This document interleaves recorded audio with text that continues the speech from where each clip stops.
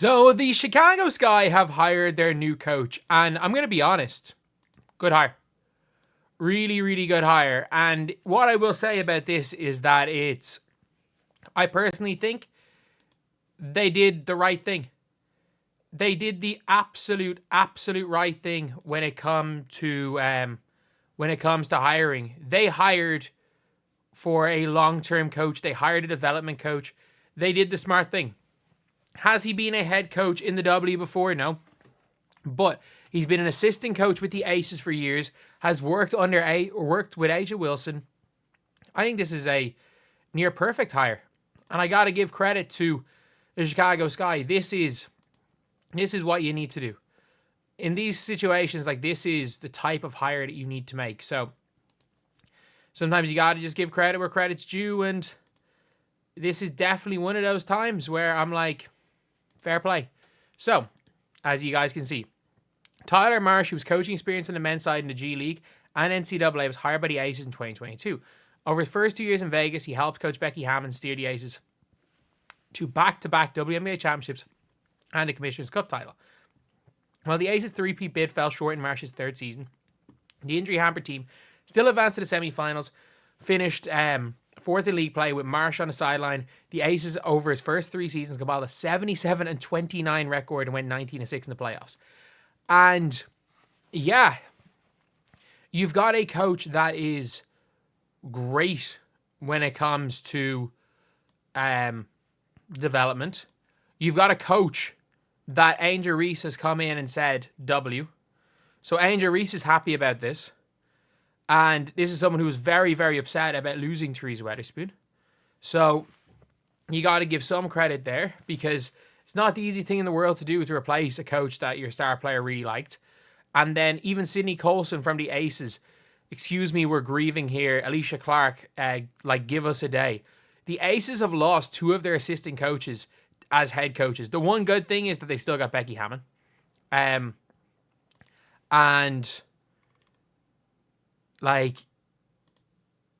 that's huge. Having Becky Hammon is big.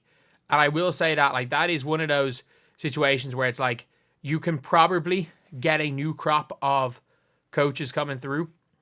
You can probably get a new crop of assistants up through Becky Hammon. But this is a great hire. I just hope that listen, because his stats say he deserves a chance to coach them. They obviously are going to listen. But this is huge when it comes to Angel Reese. Because, look, Angel Reese, Taurasi Weatherspoon was perfect for a first-year head coach for Angel Reese. Angel Reese was probably given a little bit more freedom, a little bit more of a ability to do what she wanted than most coaches would give her. But at the same time, it helped. It gave her confidence. It has allowed her to be probably the 6th or 7th best power forward in the W, depending on whether or not you consider A'ja a power forward. I don't think anyone can argue that she's better than AT, Stewie, Fee, or Neko Umake. I think it's hard to argue her over Diarca Hamby at the minute, but I would put her there, that next one. I would put her at that 6/7, depending on what you consider A'ja. And nobody thought that she was going to be the 7th best player at her position coming in. Especially if you had thought that, you would not have left her go 7th in the draft.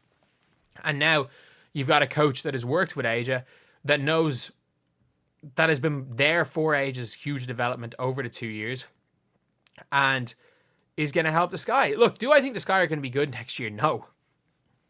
I don't. I think the Sky are going to suck next year. And that's fine.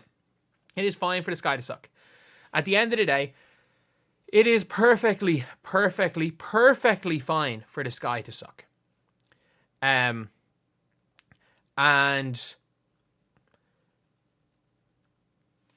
you're then in the Flaujae sweepstakes in 2 years. You're in the their goal is probably to be in those Juju sweepstakes. Because if you get into the lottery in 2027, you could potentially add in, you're not going to be good next year. You keep that young core together. You keep Cardoso together. You keep Reese. You then go into 2027, and you have got Angel. You've got potentially like a Flaw J type player. Like, and then you're in that lottery where it's Hidalgo, it's Juju, it's Full Wiley, it's Big Zhang Jiu, probably not beside Angel. And at that stage, you've probably decided to trade Cardoso, and you've gotten an elite guard for Cardoso because Cardoso was superb as well.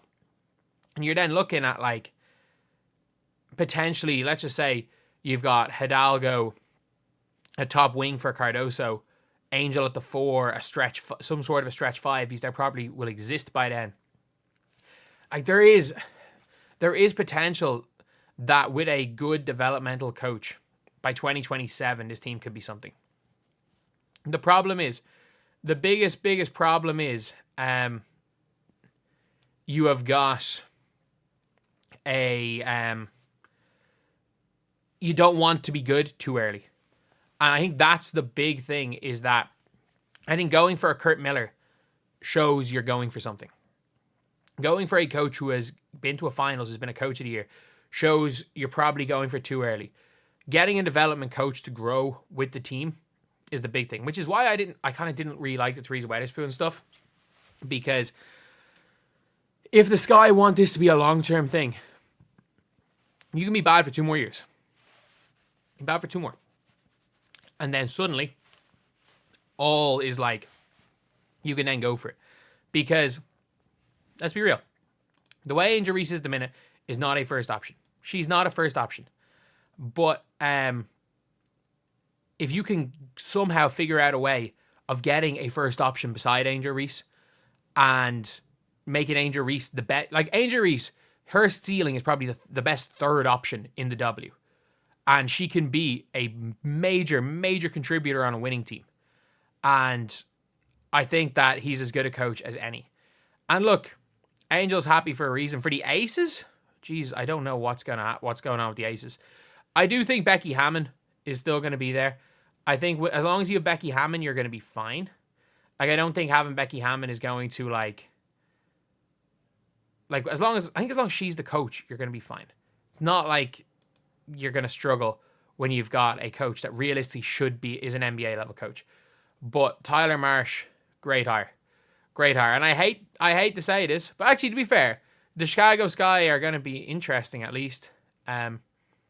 But yeah, that's something that is going to be interesting. So anyway, what do you guys think?